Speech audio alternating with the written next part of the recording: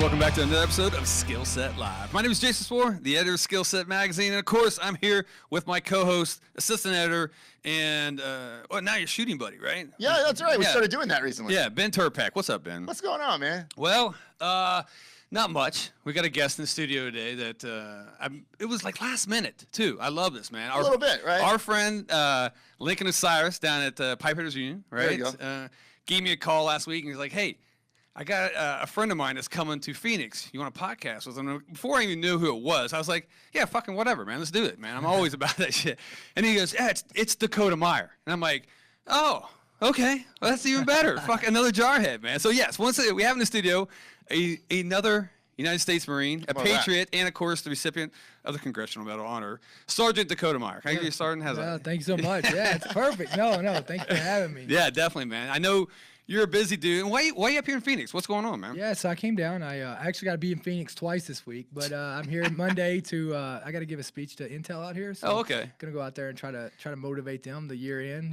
Yeah, that's right down the road from us, man. Intel is it's fucking huge, man. Of a company, obviously, and thanks. I'm glad they're here because they actually raised up my prices of my house, and I'm actually gonna make some money off the. Hey, that's good. That's good. How much of your life is speaking engagements, man? You know, I don't know. Like, I get that question a lot. You know, people think that that's all I do. I mean, it's not. You know, I would say probably, 30-40% of it. Really? Like, speaking. But I mean, here's the thing: is like every time I go into work for something else, like I try to get as much interaction with people as I can. Sure. If I come in with Toyota and the U.S. Chamber of Commerce to come, do a hiring fair, like I fill up my day. Like I'll start at 6 o'clock in the morning PTing with a unit, out there. Yeah. Hey, I'm coming. Yeah. Who wants to get together, right? And then I'll go until people will stop coming. Really? Right? Because that's what it's about. Like if I can go and get into a room with people and try to remind them of what's good about life and try to just fire them back up and get them just a little taste of a little different perspective, then I'm gonna spend every minute. I was down in Hawaii the other day and they asked me. They said, "Are you gonna go do something? You gonna go, do something for yourself?" Yeah. And I'm like, no, like I want to spend my time with people because I don't want to miss that opportunity to try to help somebody out. Sure. Yeah, and it's funny because you see, we have quite a few people here that make a living off speaking, that we've had in our studio and all that stuff. And I know that pays the bills. But I was surprised how many people were like, after, they're like, fuck this. I hate it. I just do it because I have to. But I've never heard your perspective on that. That was different, man. No, I don't. I mean, first off, it doesn't pay my bills. I mean, like I don't do enough. I won't do enough paid speeches to kind of pay my bills. But what I will say is that, I mean, just to be around people, like I get more. It's selfish for me. Like Sure. I get more out of being around people and seeing people than they get out of me. I promise. I leave every room awesome, and I'm better because of it more than they are. So I just love it. I feed off people. I feed off what's good about America, and that's what it's about. I could tell that when you came in, man, because we sat down, we had like a good 25-minute conversation before we jumped in here, and I'm sitting there going, "Fuck, we're wasting so much good conversation. Let's get on the mics, man." Like it. But no, it's cool, and like I said, I get nostalgic when it comes to meeting another jarhead and all that stuff, and it's regardless what they've done in the service, I just love talking and hearing different experiences. I try not to make our show all about that because Ben, was in the military. I don't have Ben, but he's my what do you want to say? My litmus test. So he's just okay, dude. Especially I'll get with Jar, we'll start talking acronyms, and he's just like, I have no fucking clue what you're talking about. So I'm like, okay, I'll back off on that, man. So yeah, you've been busy, man. I saw. Well, it's funny. You just educated me. I thought I was gonna say, hey, you did your first tandem jump. Yeah. But you've done a little bit more than this tandem jump, right? I did. I had just it's a community and like I went out and jumped in San Diego. Mm-hmm. They were like, "Hey, come out." Some people reached out to me. "Hey, come out and jump. We'll get AFF certified, this week, so you'll be up." And I was like, "Yeah, this will be cool." I mean, I never thought I would love it, right? I mean, I get invited. That's one of the benefits of doing what I do. Like, I get invited to do a lot of cool stuff. Sure. I'm telling you, I left that weekend and it changed my life. Yeah. Like I haven't had a weekend like that since I could remember, right? Yeah. And it wasn't necessarily just about the jumping. The jumping was great. I mean, there's a whole perspective to that. Sure. But it was it was the people at the drop zone. Yeah. Like, it was the people I was around. Like, I mean, it was the most genuine. It almost brought me back to, like, the military community. Right, Like, right. and it doesn't matter if they were in the military or not. It was just the type of people. Good people. We were out there all weekend. We weren't talking, it didn't matter what skin color you were. It didn't matter what political affiliation you had. It was just about being around good people, having a good time, and being safe. And, like, it wasn't, it was just. It's a whole community, man. I always tell people that. There's like, and you'll have every walk of life, just like you said, man. You'll have people that actually live in a tent next to the drop zone because they're just kind of like that free range fucking hippie. I guess they know of course. And then you have like literally guys who make 7 digits a year, and this is their hobby, and it's one place that those two, someone who makes probably $5,000 a year packing or whatever, and someone who makes $1 million a year, they can get together and it's the same in the same aircraft. Exactly.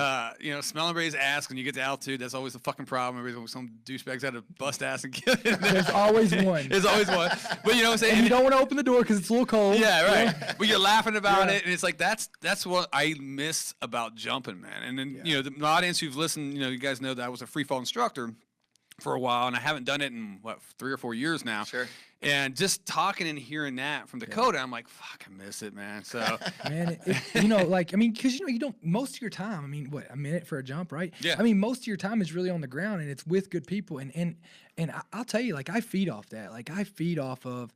Like, I don't really give a shit where you're from. Like, I don't care. Like, I don't care what sex you're interested in. Sure. I don't care. Like, I couldn't care less. Like, if you're a hippie, if you're a liberal, like if you're a conservative. Like, I really don't care. Like if we want to get and talk about real topics for work, then okay, we'll talk about it, and we can have a conversation. But when I don't want to talk about that shit all day long, right? And so, like, to be able to go out there and be around cool people. Yeah. Like, it was amazing. It brought me back to being in the military. It brought me back to, and just everybody's looking out for everybody out there. Like, the crazy thing is that person who lives out there in the tent, like, that person knows the most about it out there, right? Oh, yeah. Absolutely. I mean, that person, I can see that. And they genuinely, what I loved about it the most was they genuinely cared about everybody there. Yeah. No, and that's the truth. And then the you can get to the jumping part, man. The feeling you get when you land, and that chute collapse, right? And you get that fucking perma grin on your face. Yeah. Regardless, you had I fucked that jump up, or that was the best jump of my life. Is it not the greatest fucking feeling, man? It's awesome. Because you start. I didn't get the jitters like even going up. Like I just didn't. But like when you get to that door, what I like about it the most is you got to overcome something. I do. I'm gonna talk about me. You have to overcome something every single time. Sure. And you get to that door, and like you look at that door, and you're like, man, I'm about to do this, right? And like that's the only time that I even felt any adrenaline, right? Outside of that, after I come out that door, like immediately after you make that commitment, I'm gone, right? Yep. It immediately goes to the most peace you've ever seen. Like, it's just peace. Yeah. It's like you're not thinking about anything else. There's no problems in your life bigger than the one that you're focused on right now, right? Sure. So like it's a perspective piece. Yeah. It puts everything in perspective, and you're flying, and you're around people. Everybody's smiling around you, like you're all doing whatever you want to. And then you get down, and when you land and you put your feet back on the ground, it doesn't matter whether you're landing on your ass, your face, which is normal, which I've done, right? Right. It's like everybody's smiling. Yeah. There's nobody that gets down and is not smiling afterwards, and everybody's up giving everybody a high five, right? And it doesn't matter what skill level you are, whether you're brand new or you're just your third or fourth jump, or whether you've got Jay Stokes out there who's got thousands and thousands and thousands of jumps. They all are just it's not like this pecking order of it's incredible. I tell you what I used to do, man, and this is something I recommend you try. When you learn to get on, I know you just started your AFF and all that stuff. Learn to backfly, okay? Yeah. And to me, I would do a solo jump. When I was stressed, military, have some issues, whatever. I get back from deployments and this and that.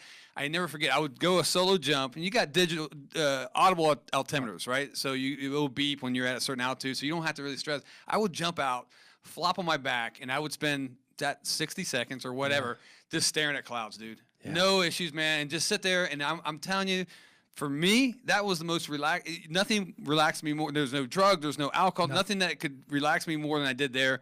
Roll over, pull, land, and I'm like, I'm reset. Right. You know? I mean, that's what I said right before this, right? I said, I can go to the drop zone and be just amped up, like just like like my world's. I mean, I deal with anxiety a lot, and like I can go there and just be like all amped up and just fired up, and I'll leave the drop zone a different person. Sure. Like I'll leave. It's just it's therapeutic. I call it jump therapy. It is, and that's exactly what jump therapy. I recommend it. That's why I said we're getting Ben up here shortly, man. Man. So he's gonna and I know he's an adrenaline junkie type of guy already. He does all the motorcycle. You do all them crazy motorcycle but see, bullshit. I don't look at. Nah, I just ride a bike.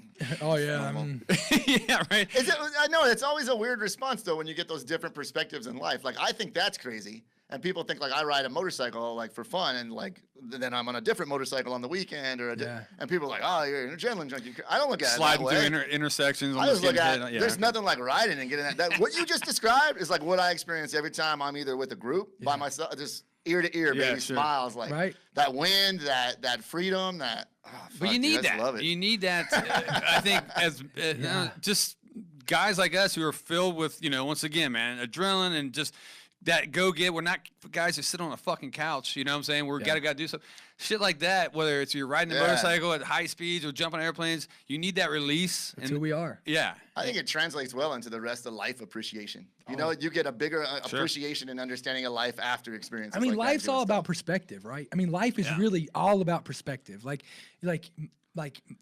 your worst day is no worse than my worst day. My worst day is no worse than your worst day in life, right? And it's all about perspective. Sure. You take somebody who's been hungry for a long time, a day without food ain't much to them, right? I mean, like, you talk about perspective, and that's what life is all about, perspective. Yeah. And I think that when you do stuff like that, when you go out and you're around shitheads every day, or, you're around people who are just always trying to take from you. Sure. You go to a drop zone and you get around people that, that don't want anything from you, that genuinely are good people, that don't care about who you believe or what, you're not asking these crazy, these crazy questions that really don't matter. It's all personal preference. Like, it's perspective, right? You appreciate them. Yeah. When you're around. Very cool. Yeah, I love it, man. And like you've done some other stuff. I seen you Gila hog hunting, man, which that's near and dear to my heart. Every chance, it's always Texas when we do that, right? Fucking Texas has got everything. Sure. Right? Yeah, you got to come down. We'll go. Let's do it, man. I'm in. I'm no stranger to Gila hog hunting. I've done it many times, and I will do it like I'll end this podcast now to get on my fucking bird, Let's go. I'm in. But it's cool with stuff like that. It's fun, and I love watching this in your YouTube channel. You get seeing all the stuff that you're getting to do and all that, and I fucking love it, man. Like I said, regardless of you're the medal and honor and all that stuff, and I know that's kind of puts you in a lot of positions, but and I'll get into that stuff in a minute. But I just like to see a good guy like you taking advantage of this, preaching good word to people, and getting out there and fucking enjoying life, man. Yeah, I mean, and that's what I try to do. Look, I wake up every day. I am who I am. Look, good, bad, ugly. Like, I mean, you're either gonna like me or you're gonna hate me. That's the way it goes. But I'll tell you this, like, number one, like, you don't have to support me, but I'll always support you. Yeah. You don't have to support me. You don't have to believe in me, but I'll always have your back. No matter what. I don't care what you believe in. I don't care how much you hate me. I don't care how much you dog me. Yeah. I promise, if you're ever in a bad situation, you're ever on the side of the road, you ever need anything, I'll be there to help you, no matter what. And so, I mean, I wake up every day, I say the stuff that I believe in. I say it from the perspective of the life that I've lived. I give it through the views, and I'm always willing to have a conversation. I'm always willing to grow and learn and change my perspective based on, something new. I'm always willing to grow and get better. Yeah. But everything that I believe in, like, I'm willing to die for it. That's fucking. If I say something, I'll die for it. Yeah, that's bad. Cool. Well, what other? I guess I hate to use that term bucket list, but bucket list type of fucking things you want to do. I mean, you've already been an actor, Range 15, right? Actually, I was on the intro to it, but I got out of it. I couldn't be. I love what those guys do. I love what they do. I love Matt Best. I mean, I love Matt's a close friend of mine. Article 15, all those guys are really just close. But for me, like. Yeah, no, I hear you, man. No, JT and I know we're good, really close friends, and actually I knew JT before he had any businesses, before he had Article 15 and all that stuff. To see him and those guys grow, it's awesome. It's man. crazy, isn't it? Yeah, I tell them their movie sucked, but that's all right. No, I actually liked it. They pulled it off. They pulled it off, right? Man. It was perfect. I always call it Lance Corporal humor. For those who've been in the military, it's perfect locker room humor type of thing. And they knew that. That's what I liked about it. They went after that audience and they killed it, man. Yeah, so. I guess like where I couldn't, where I had to pull back off of it it's not that I think we all have our roles in this whole thing, right? And like I felt like and I just a lot of times I see service members or people who look up to them, like they don't understand that, like, Matt doesn't really act like that every day. Right. You know what I mean? They don't, like, they're genuine good people. Sure. They do that for entertainment. Yeah. Right? And some people try to live like that. Yeah. And it's like, Matt is the most genuine, hardworking, you know, he is the most responsible, you know, That's and awesome. the dude is just, he wakes up every day and he goes to work and he busts ass and he's like all about helping everybody else out. You know what I mean? He's not, you know, he loves his wife. Yep. I mean, you know, he treats her just like a queen, right? I mean, the dude just, I mean, he's a family man. Yeah. And, you know, you wouldn't see that on his videos. No, he's doing bikini snaps, Yeah, but that's entertainment. An act, It's entertainment. It's an act. But Matt Best is like he's a good dude. No, and I believe, and like I said, I know all those guys, especially JT. You know, JT is such a hardcore businessman, man. He's out there and he's hustling, and I love everything he does, and to see what those guys, you know, what's Rocco going out? He's doing movies and shit. It. Yeah, you know, so it's cool, and then the whole Black Rifle thing. Yeah. So it's good to see. And I love veterans getting out there and fucking doing something besides feeling sorry for himself, man. You know, and they do it. Yeah, they hustle every damn day. Yeah. There's nobody I know in the industry that works harder than them. No, you're right, man. That is true, man. So, all right, speaking of Marines, let's talk some Marine shit, man. So, you're a grunt. You're a grunt, 3-3, I believe, Third right? Battalion, 3rd Marines. Yeah. So America's battalion. that is true. I did a little time in Kaneohe. Yeah. Yes, sir. Yes, sir. Kaneohe 90s. Bay? Yeah, I was in the 90s. So I'm an older guy, man. but and so.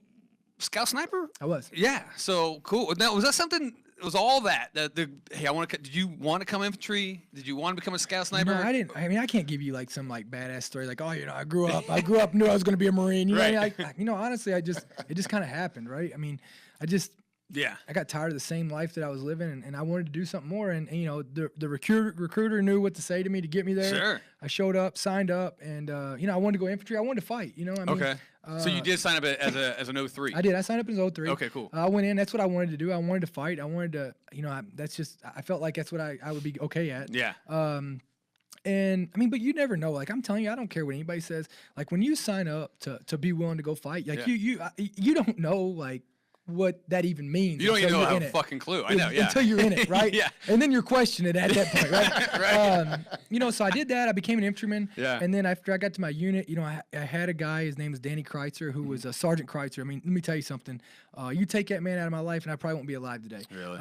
You know, he was my squad leader. The dude was just, I mean, he believed in that Lance Corporal Meyer and woke up every day and put it into me. That's good, man. I love the dude to death. And, you know, snipers had this tryout and I wanted to do more. Like I wanted to, you know, I wake up and I'm that guy, like I put everything into it, right? Yeah. Like I'm that guy who's going to bug the shit out of you to ask you why, to be better. Like I'm always trying to just push it, right? Sure.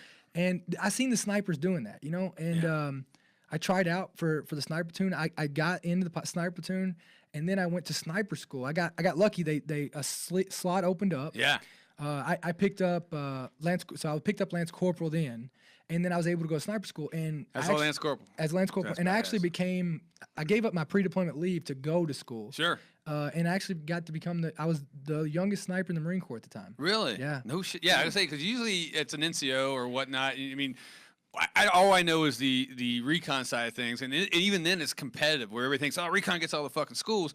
It's still to when a sniper quota comes up, there's a fucking battle royale for this thing. It's not, you know what I'm saying? Well, you take I was a sniper before I'd been in the Marine Corps for a year. Holy shit. Okay, that's almost impossible. Yeah.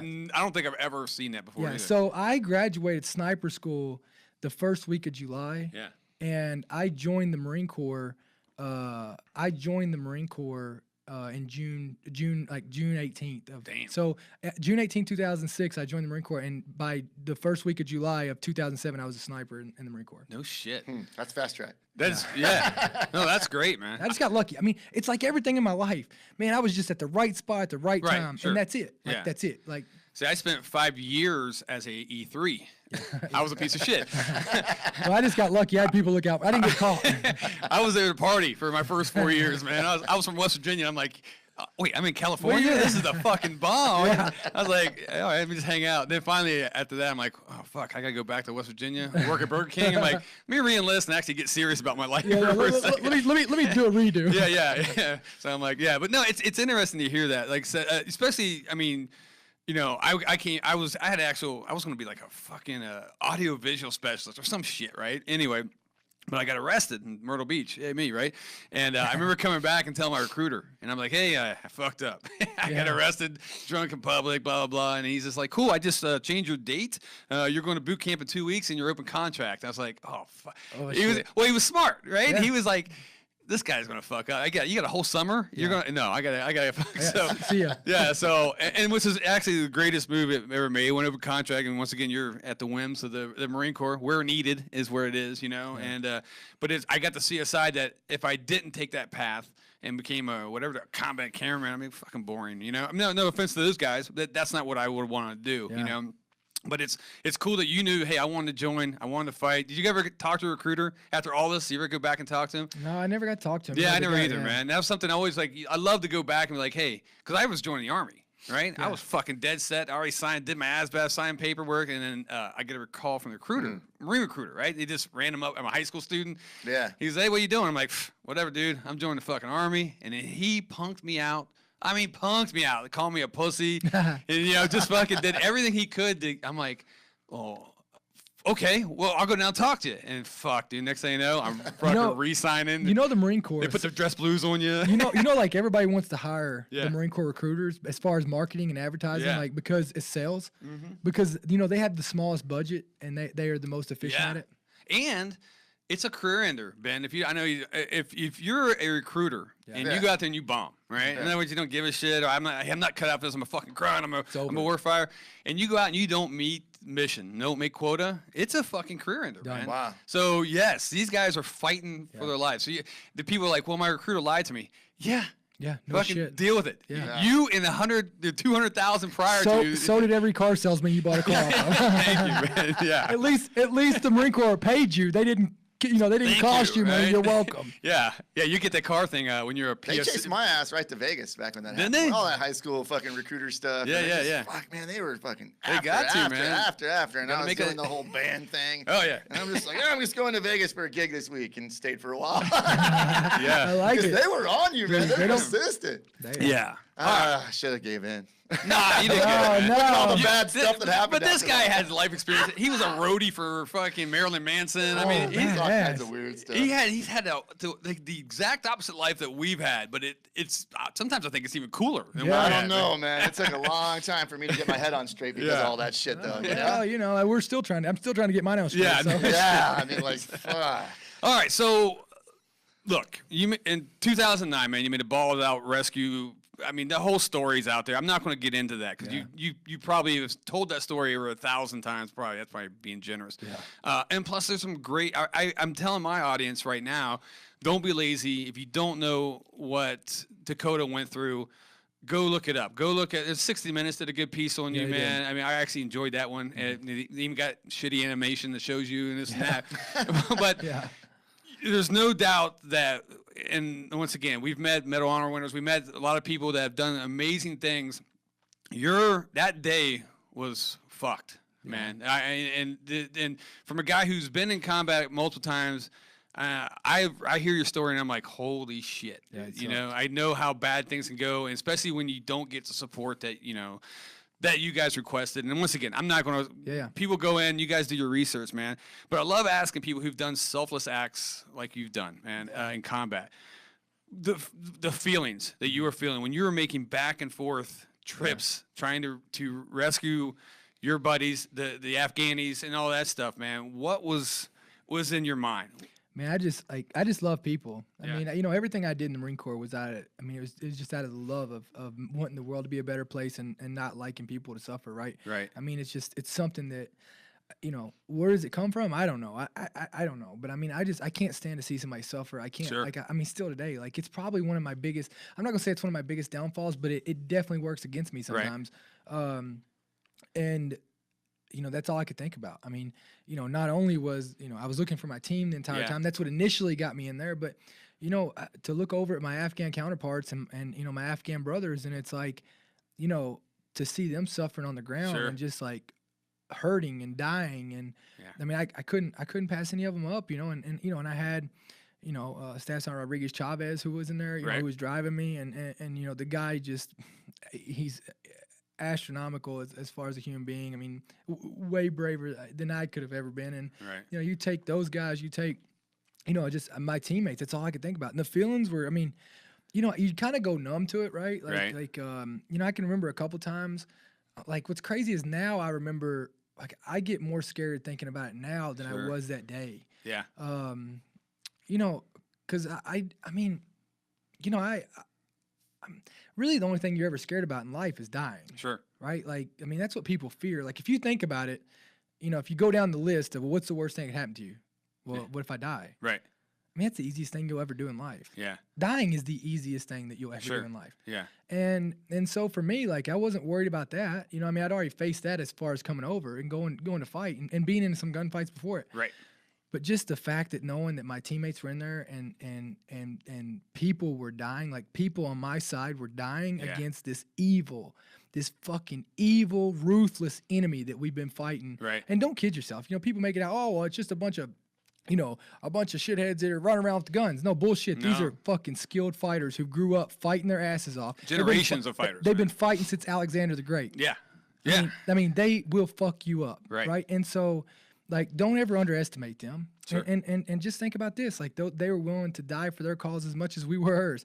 And so, you got if the day you don't respect them is the day they're going to kick your ass. Yeah. And so that was, my feelings were just like, I mean, just all I could think about was, I have to find my team. Yeah. I got to find these guys. And just seeing people suffer, man, like just seeing them. You made a great point about, I always compare it to people like, because they same thing. They'll throw I'm not going to throw the terms a lot just because I don't want to get people pissed off. But it's like, I tell people, imagine if today a force invaded your hometown. Yeah. How hard would you fight for your hometown? Yeah. You'd be like, well, I'd fucking fight to the death. Exactly. Yeah, let me show up to your house and tell you that I'm going to take your house over. I'm going to go through and check everything in it. Right. What are you going to do? That's exactly the mentality of Iraqis a lot of times, even, Afghanis, whatever. It doesn't matter. And yes, there are people that come, like I remember we fought a lot of Syrians during the invasion. And, we'd find passports, reason for entering Iraq was jihad against America. It's like, wow, okay, that's a different fight. But when you're fighting somebody that you're in their home, you're going to fight like a fucking rabid dog. And I always thought that, especially in Afghanistan, was the hardest one, not only for terrain, but just the people, the will. People, I felt like the people in Afghanistan were a lot harder than the people in Iraq. I believe it. And I mean, it shows it, right? Yeah. I mean, that's it. That's the perspective. And I always, I don't think I could ever really understood that perspective until I lived with these Afghans, right? Yeah. I went over Iraq with this, we'll walk in, we'll do whatever the hell we want to your house. Sure. You know what I mean? Like, it's kind of mentality that's in you. Yeah. And I never really understood the complete and respected the complete dynamics of the country until I was living with, 4 U.S. and 80 Afghans on a base. I worked every day with them, next to them. I learned about their families. I learned about I just like your empathy to these people is just, I'll never forget the cover of my on my book. That photo was taken by an Afghan, and I'll never forget. I was sitting up there on that hill after we'd just been in a huge gunfight. Yeah. We went up that hill. We were trying to catch these guys, and I was sitting up there. It was me and my Afghans, and because there was only 2 U.S. that had went to help, and one of them stayed with the truck. Yeah. And I'll never forget that we were sitting up there talking, and one of my Afghan counterparts, he looked at me, he said, I just, because I looked and I commented, I'm like, gosh, this is the most beautiful place I've ever been to in my life. Yeah.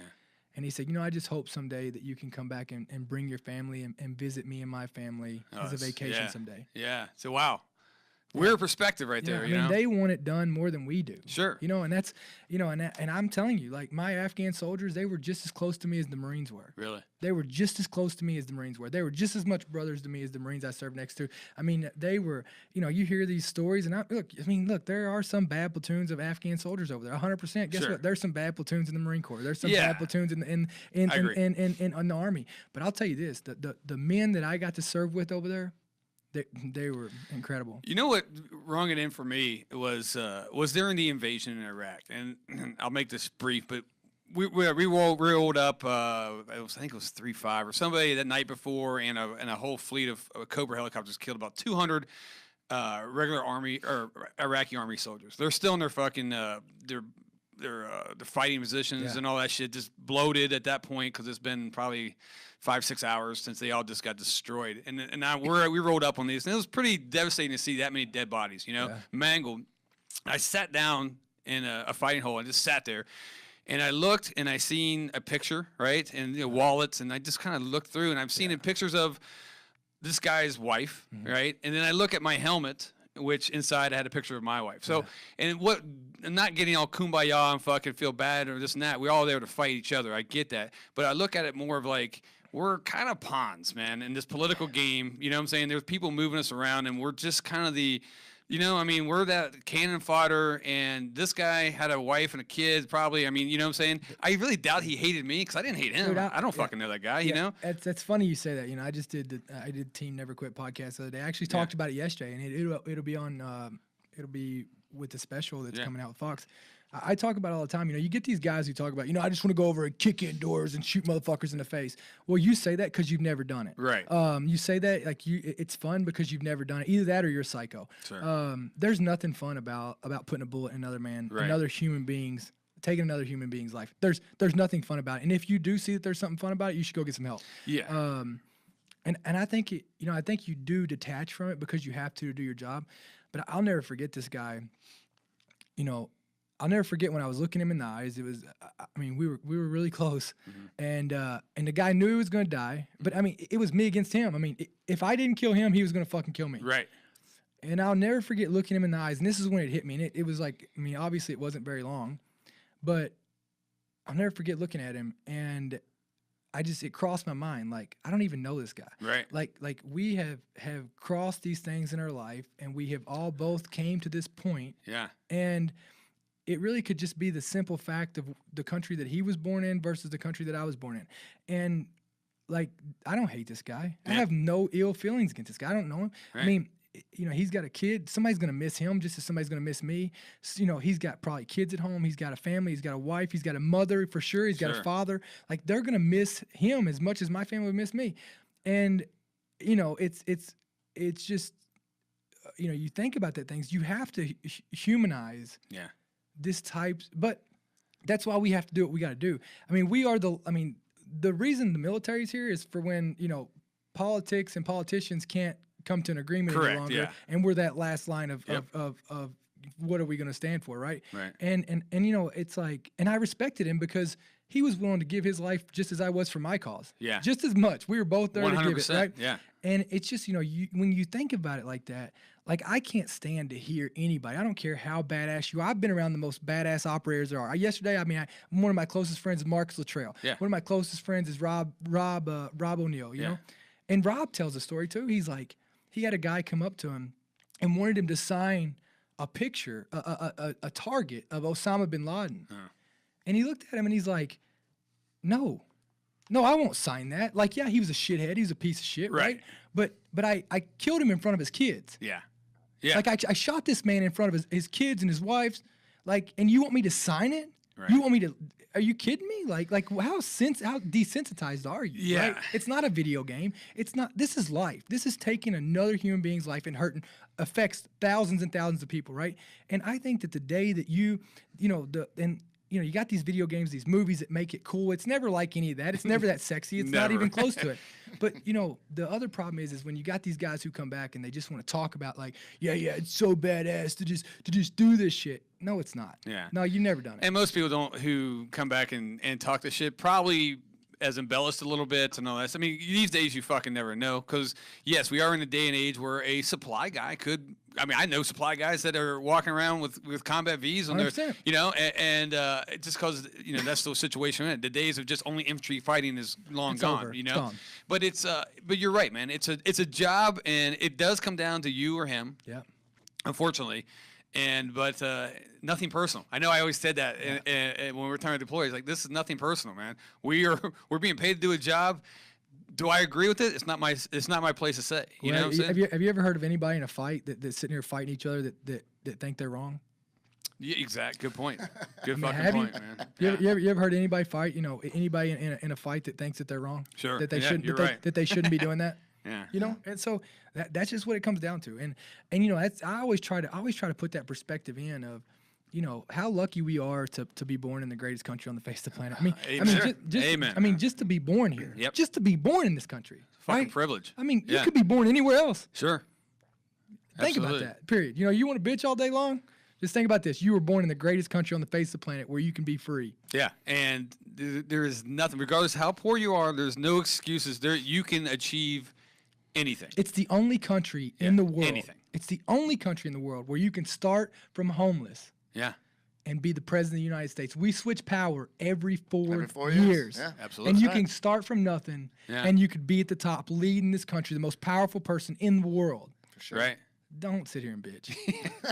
That's the problem. So how that day? Yeah. How much do you war game that day, man? Oh, every day. I imagine. You know what I'm saying? It's honestly, like, you know, I'll admit it. You know, it's the biggest anchor in my life. Is it? It is. It's the biggest anchor in my life. You know, and if I could ever, I don't know what I could achieve if I could ever let it go. Like, I'm not saying let it go, but like try to. And, you know, and I've you know, since my daughters have been born, I've tried to come to peace with it more than I ever have. Right. I've tried to confront it. But you know, you can't take, like, you considering logically, I can logical, like, make it logic to you. Right. Right. But man, there's no logic in at the end of the day, no matter how you logically put this thing, at the end of the day, I lost everything. Yeah. At the end of the day, like, no matter how you want to switch the story, how you want to look at this day, how you want to look at this decision, at the end of the day, no matter how you want to switch that up, the results at the end of the day are still the same. Right. And so, you know, it is. I mean, you know, it is the biggest anchor in my life. Gotta be. And I mean, I'm not saying that in a negative way. It is what it is. Like, but on the backside of it, the negative that it brings to my life, it's also made me the person that I am. So when you get the good with me, like, it's also from that day too. Sure. Right? Like, it is what it is. Yeah. Now, when you you got out, how did you do? 4 years? I did 4 years. 4 years. Mm-hmm. Why get out? What was the decision? You know, I could tell that, you know, I got sent home out of Afghanistan a little early. Yeah. Not by my own choice. Right. But, No, I know, understand. I got sent home. You know, I got out. I wasn't positive for the Marine Corps. I was kind of, I was toxic, you know, like, just my attitude was bad, Gotcha. you know, and so I just felt like it was time to close that door. I mean, I war game all day, you know, and I'm the person who's always telling you, don't look, you know, your rearview mirror is smaller than your windshield because you don't need to be looking back. But, you know, that's my vice in life is, like, I'm trying to, you know, I mean, I love the Marine Corps. I mean, being a Marine is you know, probably the third greatest title I've ever had in my life. Sure. And I can't imagine, like I said, I've fought in combat. I've definitely, not to where you have, you know, no way where you have done what you have done. And so I look at that, I'm like, why did you get out? And I was thinking about that when I was going to ask this question, but then I'm like, I wouldn't know because I've never experienced that much chaos and loss of life in such a short period of time. I can see where it's like, I'm done with this, man. It wasn't that. It was, you know, that wasn't it. I mean, you take that day, like, take my teammates and the people, my guys on my side that are hurt. Right. I mean, that day is one of the greatest days of my life, to be able to be challenged. I mean, I was a warrior. Like, people, I hate the word hero. Mm-hmm. I'm not, I'll tell you right now, I'm not a fucking hero. Right. But I'm a warrior. Right.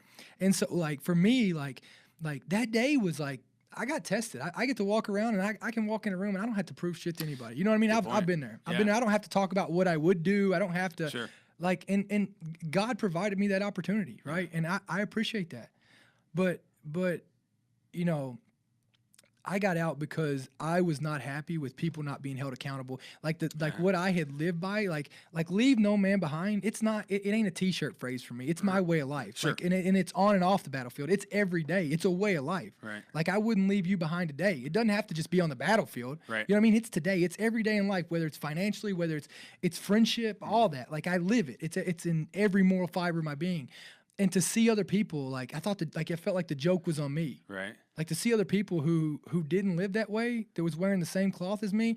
And I'm not saying that's everybody, but, I mean, we all been in the gunfight where, you know, you've got that coward there, right? Yeah, talk about it. Yeah. And then to see them get recognized, them to be rewarded for being cowards. Yeah. Like, it went against everything that I believed in. So for me, I would have been toxic for the Marine Corps. So that's why I got out, and I had to go grow up a little bit. Yeah, no, and I get that now. Yeah. That you really explained that to her. I understand, man. And it's, once again, I haven't been in your shoes. Everybody's story is different. I get that, you know. And it's I don't know, but I know you miss it, right? What do you miss about the Marine Corps, man? I miss the people. I miss two things: the people and the purpose. Yeah. The people and the purpose. I agree. Like the people, man, I don't miss the bullshit. But guess what? There's bullshit in any organization. For sure. In any organization, every day, right? But it's all about the people, man. Like if you worry about the people around you, and you surround yourself with people who are good people, who don't feed into your bullshit, right? Who are sit there and hold you accountable, but who love you and who are going to pick you up. Like you build that circle. Yeah. Like that's where you want to be. Like no matter, hell, I could go be a garbage man if I was around the people that are badass, right? Man. I feel like if I ever look back at my life, like you're not supposed to do, right? Because you listen to all these wonderful podcasts where these great people and you always go, well, what if I'd have taken this route? What if I'd have finished high school the way I did, because I didn't? And what if I'd have ended up, sitting in that recruiter's office? I went back and signed those papers. I went with my friends, and all of it went the way it was supposed to, instead of taking another route and panning out. And the one thing that changed in that time period was I didn't have good people in my life through my 20s, and even into my 30s. I didn't have that. Maybe those people that would have been there for me to set me on that right path a little bit sooner in life. Yeah. And to hear you sit across from me and say that or whatever, that's what you missed was those people, those experiences, and just having those good people around you. But here's the thing, that's what's up, man. But everybody you meet, like everybody you come into contact with, they're a rock. Yeah. Right? Yeah. And you're the knife. Right.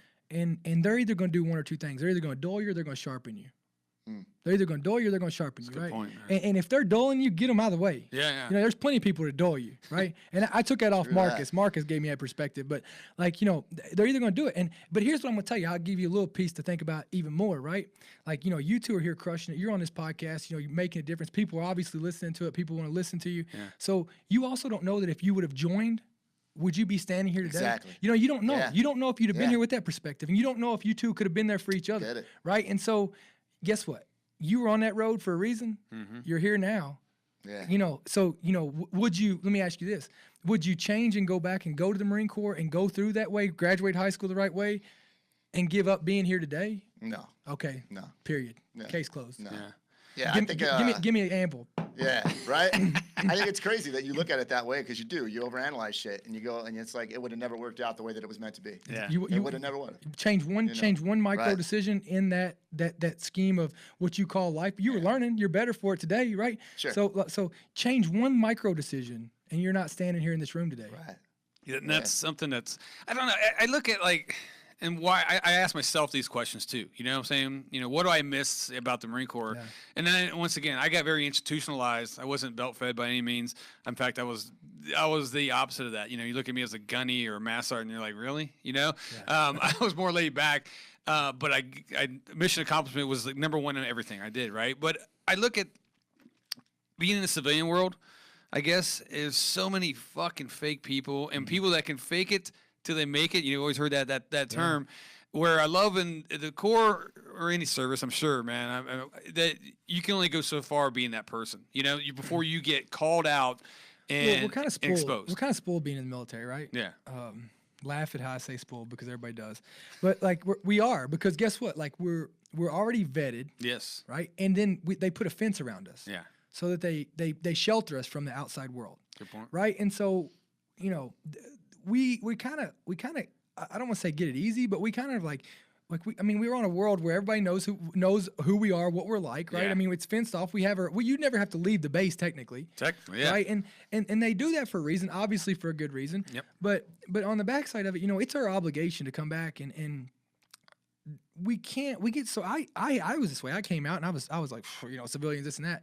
It's because we need to get out there and we need to do a better job of leading the life of example. Yeah. You know what I mean? Of opening ourselves up to letting these civilians like you need to live a life to where people say, you know what, like how do I be like him? Yeah. How can I be a person like that? Right. Like that person shows up every day. That person cares.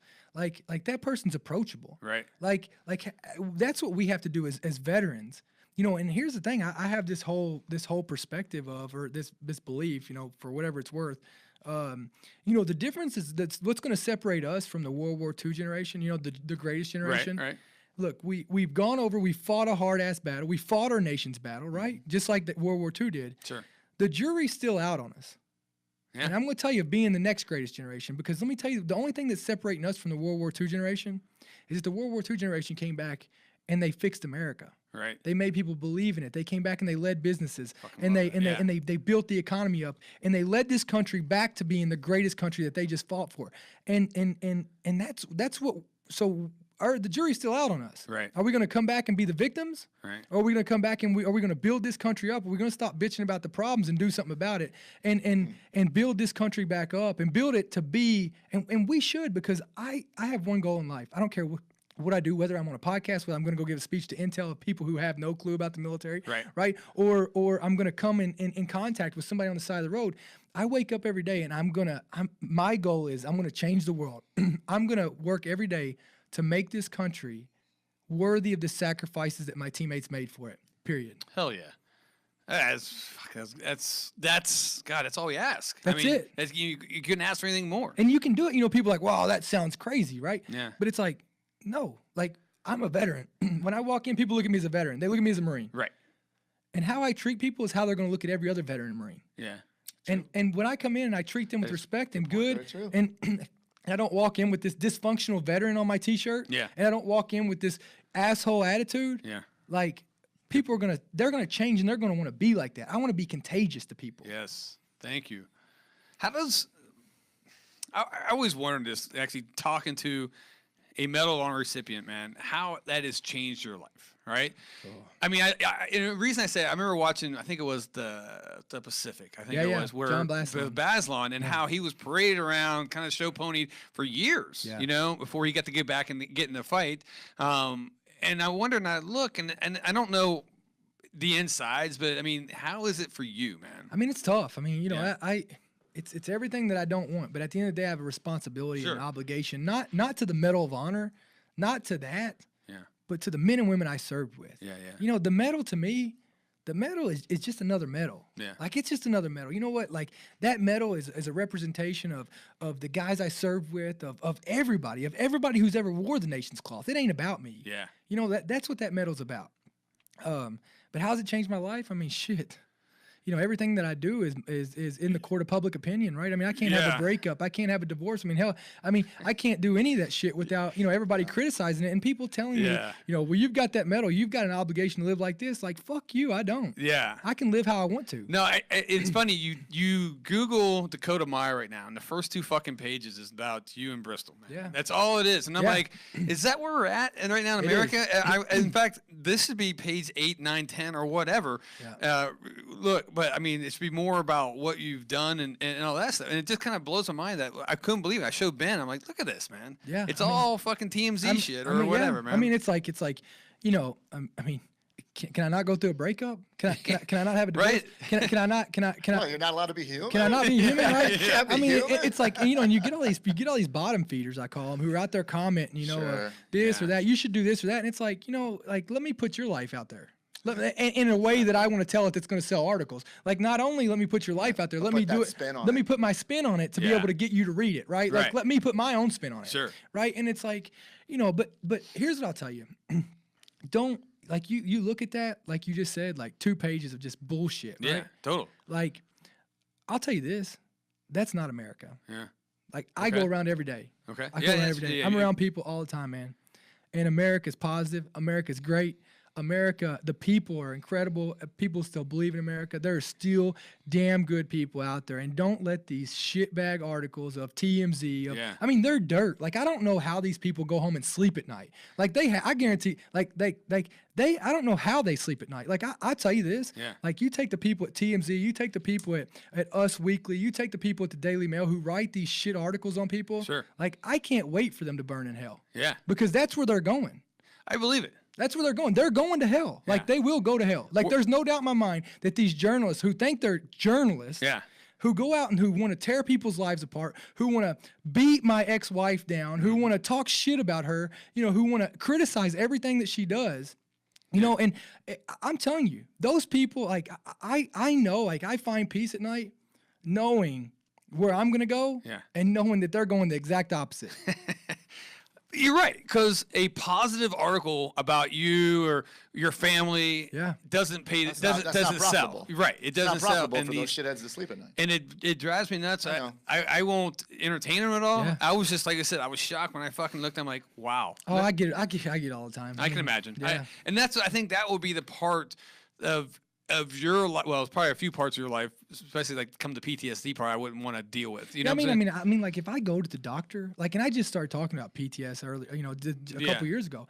But if I go to the doctor, and I'll tell you why I don't talk about it much, because I'm afraid that they're gonna turn around and they're gonna represent all veterans on my bad day, right? And like it's how are they gonna spin that to hurt veterans? Sure. And I don't give a shit what people think about me. Yeah. I wake up every day and I do the best that I can. I'm not perfect. I'll tell you my flaws all day long. Right. Like I'm a rough guy. Guess what? I'm a rough guy. I tell people like I love Deadpool's quote, right? Like I'm just a bad dude who kills worse dudes, right?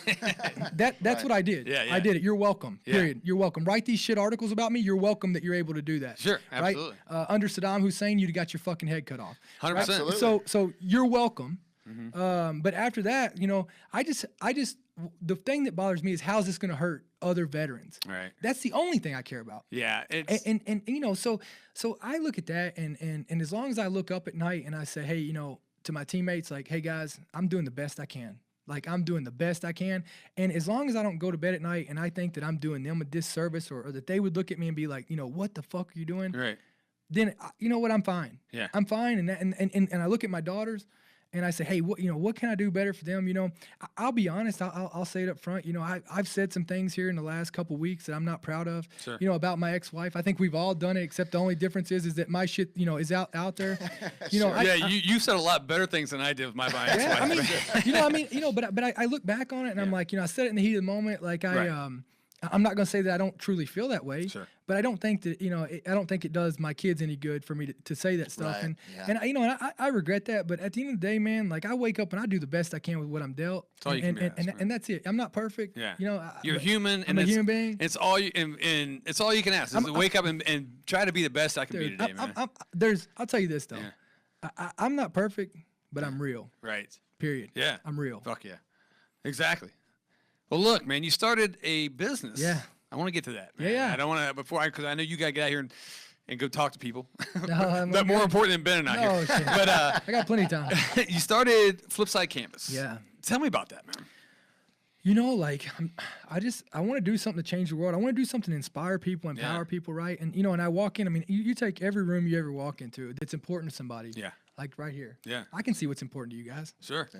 You walk in somebody's office, you can see what's important to them. They're home, right? Yep. And, I want to build I want badass art for badasses, right? Because Sure. it's not out there. It's not something that you really see. Right. And that's where it started. I started Flipside Canvas about in May. Yeah. Launched in June. Oh, so real recent. Okay. Oh yeah, real recent. Yeah. I had never touched a piece of canvas until June ever in my life. Sure. And I just felt like it was a way that I could, I could try to, give something. I want to put out art that people love. Yeah. And patriotic and loving the nation, America, loving each other, right? Yeah. Like that's what I want behind it. And so where I started it, where I got the name from, the last thing that Gunny Kennefic said to me, he always used to say something. He said, he always used to say, I'll see you on the flip side. Yeah. And that morning before he walked off from the truck, he said, hey, Meyer, I'll see you on the flip side.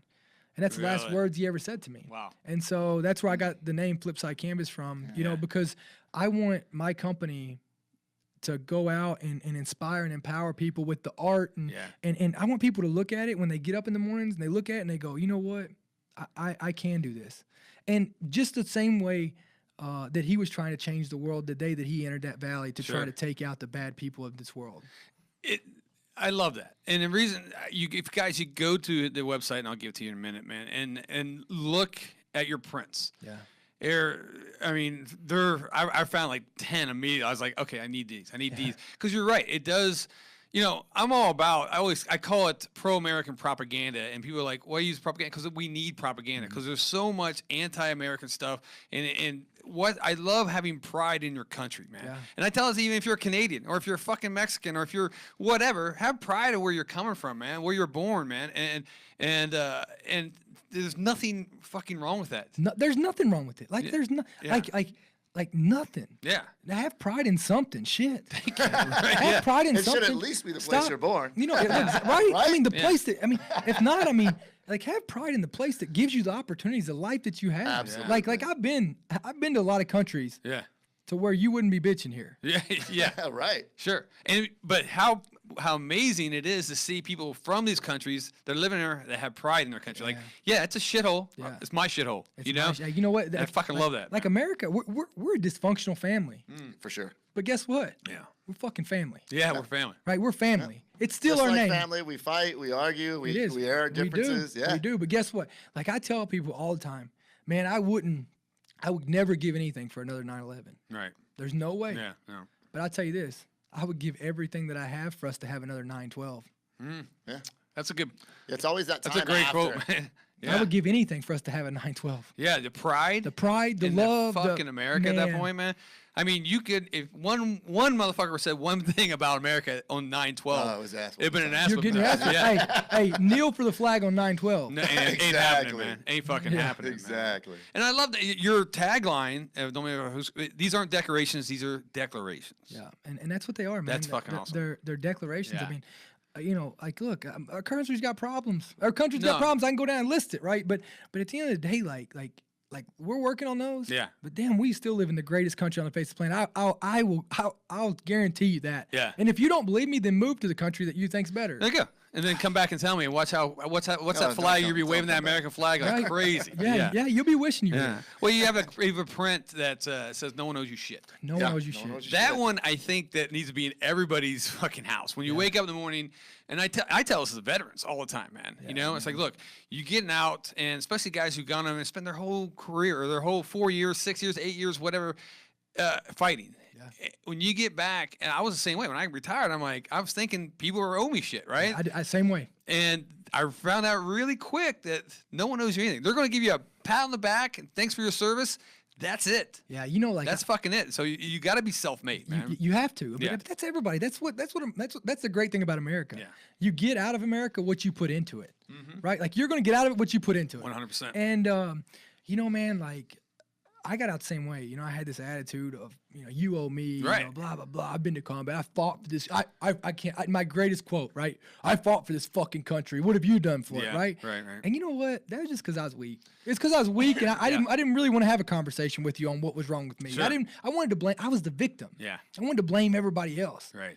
And you know what, man? Like now I go around, and people thank me for my service, and I thank them. Yeah. I thank them like, gosh, you know what? Thank you for letting me wear the nation's cloth. Thank you for letting me represent you in America, the greatest country on the face of the planet. Thank you for giving me the opportunity to go and represent you as a person. Like, thank you. Yeah. Thank you for, I mean, are you kidding me? I got to wear the nation's cloth. Yeah. I got to put on this uniform. Yeah. That represents the greatest country on the face of the planet. Wow. I mean, you take as veterans, as service members. Yeah. Literally, we are the only thing, or our troops right now, they're the only thing that stands between evil and freedom. Yeah. You take them out of the equation, it's over. It's over. Yeah. They're the only thing that stands between that. And America is a beacon of hope for the world. Not for America, but for the world. Sure. Like when we show up, I mean, I've been to so many villages where they look at us and they're glad we're there. They feel safer because we came in there to help them out. You know, and I hear these people say, well, you know, it's not our problem. You know, it's not our problem. It's like, well, you know what? What if we'd said that about World War II? Yeah. Well, where would the world be at today, right? You know, you take that. Speaking German, probably. Right? Yeah. I mean, you take that. And how many people were killed by this evil man? Yeah. And you know, that's what America's job is to do. It's our responsibility as Americans. And there's not one person who's fought for this country who's truly been in a gunfight that would tell you that it ain't worth it. I look at it like a schoolyard. You want to throw a schoolyard thing, right? You're getting your ass beat by a bully, right? When you're in those, I've been my ass beat by bullies too, and all I wish was someone would have jumped in and helped me for a second. It. That's all we do. We go around the world and we rid the world of bullies. Yeah, that's what we do because that help the lesser man. Sure, that's what we do. Yeah. You know, and guess what? To be a superpower, It's our responsibility. That is a part of our responsibility. You know, and I see the same people who are saying, well, you know, why are we over here? It's not our problem. It's like, well, you're not saying that about these 7,000, you know, people from a different country getting ready to come in here. Good point. Yeah. You know, is that our problem? That, like, Right. I promise you, like, I'm not gonna say which side, right? Sure. But what I'll tell you is that if going over and helping other people who are getting killed, innocent people getting killed is not our problem, then I promise these people coming to the border ain't. Yeah.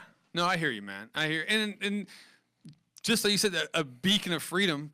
People are, and regardless of what you think about it, I don't want to get there, but they're literally bypassing a country of Mexico to get to the United States. That's right. To tell us something about our country. Right. You know, they're giving up everything. Yes. And willing to risk getting to the border and not getting in. Correct. Yeah. They're willing to risk it all. Yeah. Then they're walking. Yep.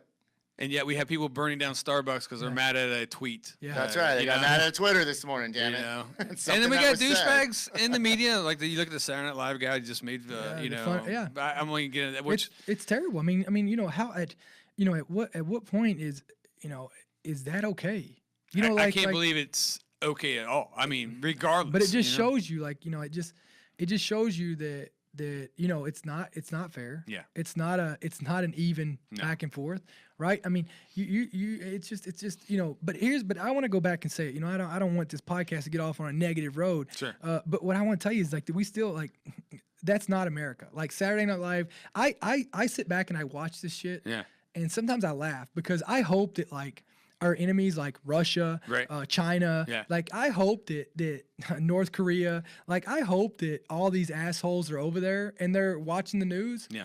And I hope that they're letting that represent America. And then that's what they think that they're going to get if they ever try to mess Right. with us, right? Like, I hope that they look at that, Yeah. idiot on Saturday Night Live, or I hope they look at, all these, I hope they look at all those people, these I call them, idiots, Yeah. represent us, because I'm going to tell you this: they show up to America Yeah. and they think that that's what they're going to get. They're going to get their ass See, kicked. that's out what we of always say around here. It's Right? like, that's great chum for Yeah. the idiots that are watching that shit. That's it. It's great chum. Sure. It's great chum, because guess what? Like, you're going to show up over here, and first off, those people aren't going to be the ones fighting you. Exactly. Like, they're going to be hiding behind us.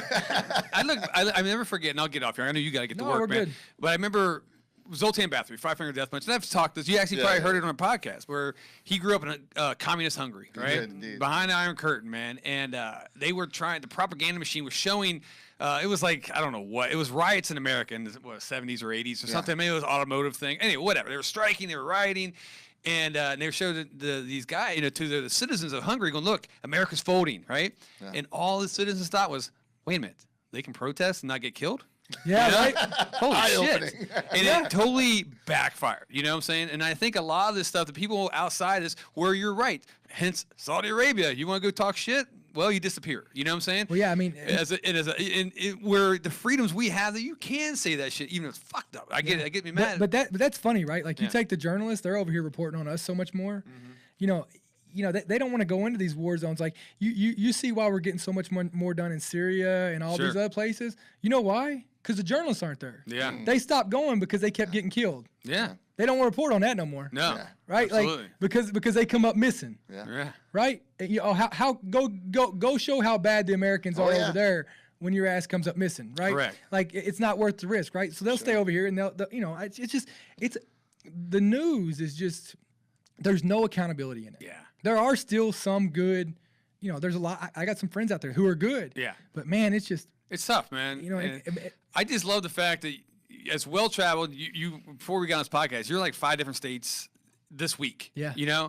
And how you get to see way more than Ben and I, and probably 99% of our audience, and you're like, hey, we're gonna be fine. we're fine. Yeah. We are fine. And I'll say this. The one thing that America needs, the only thing America needs right now, Yeah. that the people need. Yeah.